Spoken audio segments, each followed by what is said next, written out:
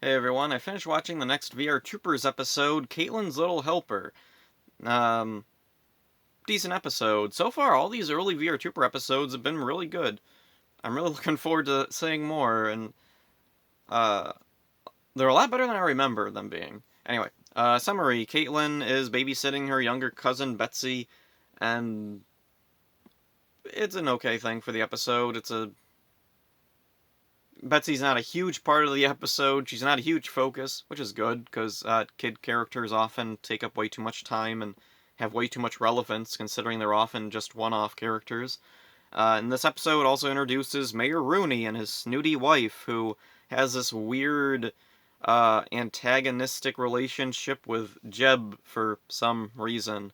Jeb shows up and she points at him and says, "You!" Okay, so Jeb knows the mayor's wife. I don't know if this episode's out of order or not. Like, I don't know what exactly the production order for VR Troopers is. Um, if there even is, like, a definitive production order. I don't know if maybe it was done the same way Power Rangers was done, where everything was filmed, like, they would film multiple episodes at once.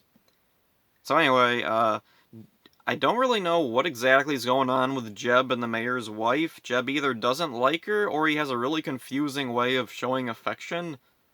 He runs up and pushes her in a mud puddle purposefully, but then he goes and he licks her face. I don't get it. What? And this doesn't ever come back. The mayor and his wife could be completely cut. All they are just something to kill some time at the beginning of the episode. So anyway, to the real plot, Carl Zichter plans to expand his power plant over the park, and also he wants something to kill plants. So Colonel Icebot creates this green ooze, which apparently they just slop around the park. Okay. So anyway, in the park, the troopers come across the green ooze. Grimlord sends out some skugs, which kind of reveals that he's the one behind it. Kind of dumb, whatever. They easily take out the skugs, and then they take a sample of the ooze to analyze at Hart's lab. Caitlin takes Betsy to the newspaper and asks Woody to keep an eye on her. And one of the interesting things with this part, we see Woody for the first time in a more serious role. He's not really goofy, he's not wearing anything silly, he's just having a conversation on the phone, and it sounds totally normal. It's kind of weird for him to be this way after being established as such a silly character. Anyway, back to the actual plot. Da, da, da, da.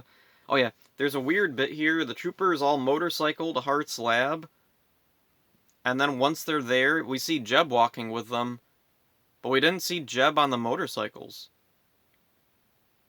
Where'd Jeb go? Does he teleport there or something? I don't know, maybe he is riding on one of the motorcycles and I just couldn't see him or something. I've never seen a dog ride a motorcycle before. Anyway, back to the thing. At the newspaper place, Betsy gets bored and goes to the park, leaving a note behind for Caitlin.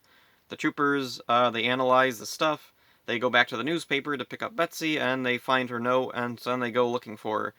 Grimlord overhears about Betsy, I guess, and so he sends, Skuggs to kidnap her.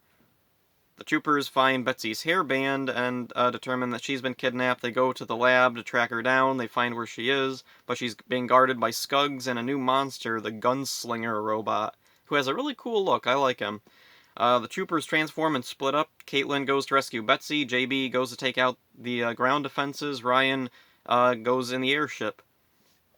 JB battles Gunslinger, but has to find some way around Gunslinger's holographic shield thing. Whatever it is. So anyway, Caitlin joins him, and they're able to break through the shield, but then she gets wounded, and JB has to defeat Gunslinger on his own. And then he gets a lucky shot in, shorting out his shield, and also it causes him to, like, wave his arms around and get completely disoriented, giving JB the opportunity to completely destroy Gunslinger.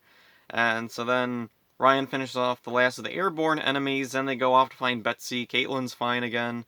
Betsy's fine. Kaitlin and Betsy write an article on the green ooze, which leads to the discovery of the source of the ooze being Zictor Industries, and then they're fined and forced to clean it up. Woody is back to his more common goofy self and tells Betsy that he'd like to hire her onto the newspaper when she's old enough. The end. It's a decent episode. I like this one. One of the things that's nice is they're not shoving, like, a moral lesson in there. Like, I know I say that a lot, but, it is something that's become a pretty major issue in Power Rangers, that we'd have, like, a fairly decent episode just grind to a complete halt to tell one of the Rangers something that they either didn't need to learn or that they should have already known. So anyway, this is a standout episode. The only really lame thing in it is Kaitlin gets taken out of action in her own Focus episode. That was so lame. I can't believe they did that. And it's weird because the way these shows are written is they look at the Japanese footage and then it's like written around to get to that point or to use that footage in some way. So they looked at this footage where Caitlin's character is immediately like taken out of the action and they're like, let's write this about Kaitlin. Why wouldn't you write about JB? JB's the one who defeats the monster. Like, JB has a really cool fight with the gunslinger robot. Wouldn't it have been better if it was JB's younger relative that was kidnapped, and that's why he's fighting so fiercely against the gunslinger robot? I don't know, I think that would worked a little bit better, because as much as I like Kaitlin, I like to have her get her own Focus episodes. I think this probably would have fit JB a lot better. Let's see. The mayor and his wife are really stupid. They don't really have a purpose here. They don't play into the plot or anything. It's a really awkward introduction. Though, like, if they had been introduced properly before, and then this was their second or whatever appearance, it'd still be weird because they're so pointless to everything going on. They are a teensy bit better than the comic relief characters we've had in Power Rangers the last couple of years, who take up enormous amounts of screen time, show up nearly every episode, and then they're like throughout the whole episode. Like, the mayor and his wife, as pointless as they are, they're only at the beginning, and they only last like barely a minute. Whereas now we have characters like Victor and Monty, or Ben and Betty, or now it's Jane and Jayborg, who they keep cutting back to. They have their own entire B plots. They're really annoying, they're stupid, they don't tie in with anything.